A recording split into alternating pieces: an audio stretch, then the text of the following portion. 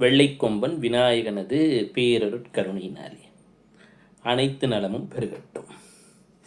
செல்வங்களை வாரி வழங்கக்கூடிய கருணை வடிவம் குபேரன்.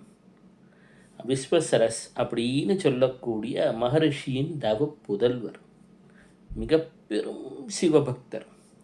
அவரது அவையில் இருக்கக்கூடிய மணிபத்ரன் கேட்கிறார், ஐயா, உங்ககிட்ட இவ்வளவு செல்வம், காரணம் என்ன? அப்போ அவர் சொன்னார், உலகம் முழுவதுமே குபேரனுக்கு யந்திரம் வச்சு வழிபடுறாங்க. ஆனால் நான் யாரை வழிபடுகிறேன் தெரியுமா? எனக்கு செல்வம் வருவதற்கான காரணம் தெரியுமா? மணிபத்ரா, என்னுடைய பூஜை அறைக்கு வா அப்படின்னு கூட்டிகிட்டு போகிறாராம். அங்கே போனதும் சுகபிரம்ம மகர்ஷியின் திருவுருவப்படம், அவர் எதிரிலே மார்க்கண்டேய மகர்ஷி அப்படியே சுகபிரம்ம மகர்ஷியை கருணையோடு வழிபட்டுட்டு இருக்கார். அந்த படத்தை அனுதினமும் குபேரன் வழிபடுகிறார்.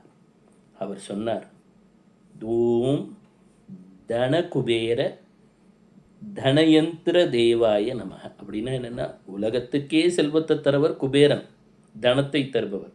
ஆனால் அவருக்கே செல்வத்தை தரக்கூடியவர், அவர் வீட்டிலே வழிபடக்கூடியவர் சுகபிரம்ம மகர்ஷி.